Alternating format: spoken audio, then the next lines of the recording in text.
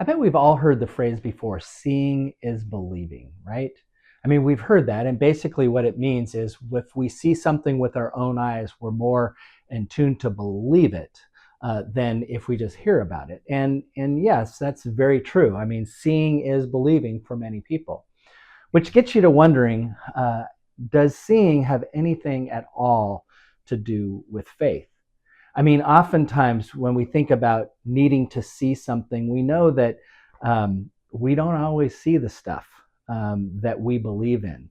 In fact, there's a story during the resurrection, stories of the resurrection, where Thomas is not in the room with the other disciples when Jesus shows himself. And Thomas says, I'm not going to believe it until I see it with my own eyes and touch it with my own hands. I know we've kind of talked about that before, but in that verse, there's another place when Jesus does come and Thomas does see him and he says he believes. Jesus then says, blessed are those who do not see and yet believe. And so it would seem that seeing and faith are really opposed to one another, right? I mean, they don't really fit together. In fact, in Hebrews chapter 11, we're given this definition of faith.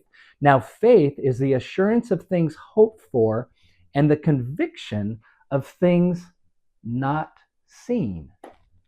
So seeing seems to be a bad thing. Well, maybe not a bad thing, but it seems to be something that we shouldn't need when it comes to our belief. And yet, seeing is still important. Perhaps it's more important when we recognize that seeing differently is what we need. Maybe not just with our eyes, but with our minds and our hearts. Now, let me explain to this in a different way. I had recently come upon a term, and I had heard it before, but I hadn't really seen it. It's a spiritual practice. It's called Visio Divina. Now, some of you may have heard of Lectio Divina. Lectio Divina has to do with reading a particular passage of Scripture over and over again until you see words that shimmer, and you allow those words to bring meaning or a deeper meaning to what it is you're reading. So this idea of Lectio Divina is a spiritual practice of reading Scripture. Now, Visio Divina is a way of seeing. And in this spiritual practice, the idea is rather than starting with Scripture, perhaps the way to do it is start with something that you see. Like look around you and see something and allow your eyes to focus on that. The way the process actually works is you start by centering yourself. So maybe you do that by closing your eyes, allowing nothing to invade your thought, your mind. Do the best you can to clear yourself of all the things that might distract you. And then you open your eyes and you gaze at something that is before you. I mean, it could be a stream, it could be a tree, it could be a mountain, it could be, maybe wildlife that might be there in front of you. It could be a picture.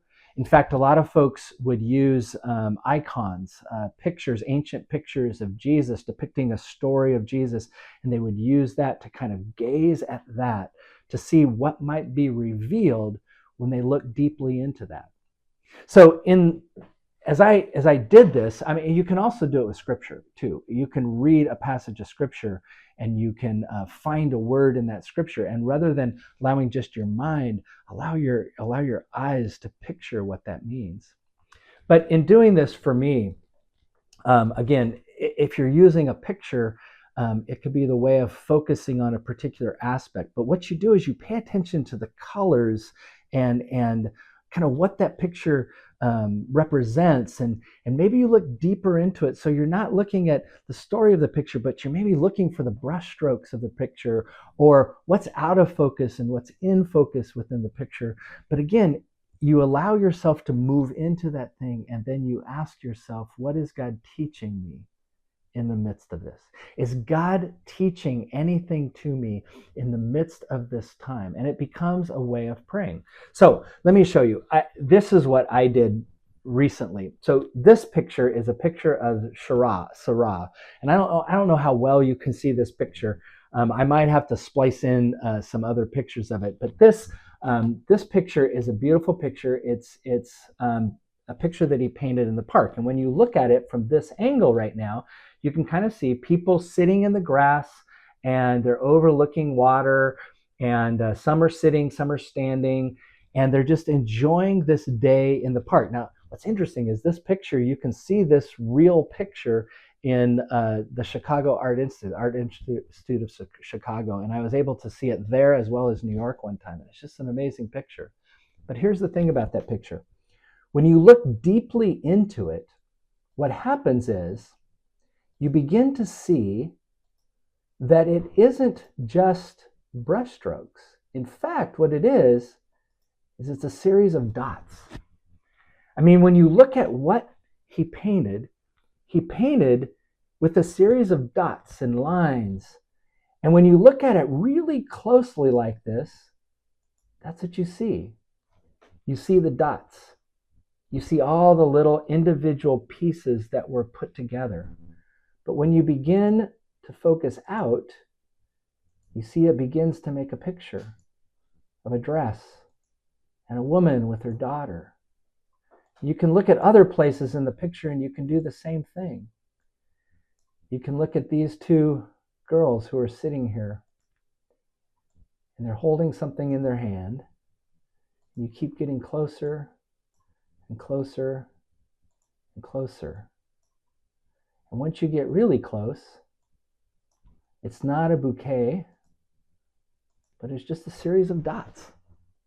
I mean, to me, when I did this Visio Divina, when I took time to look at it with this way, what I recognized is, each of these dots to me was a symbol of each of us as individuals.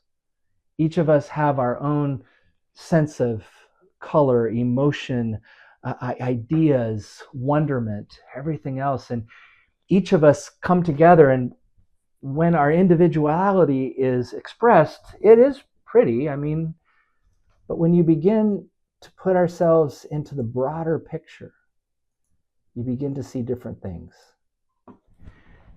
To me, as I did this in this way of prayer, I began to see that those individual strokes might be me individually, but together we make a broader picture, a more beautiful picture of what God intended us to be as a community. Now, again, you can do this Lectio Divina in all kinds of different ways, but allowing yourself to see what God reveals to you in some of those simplistic ways is perhaps one of the wonderful ways of drawing close to God, our Creator.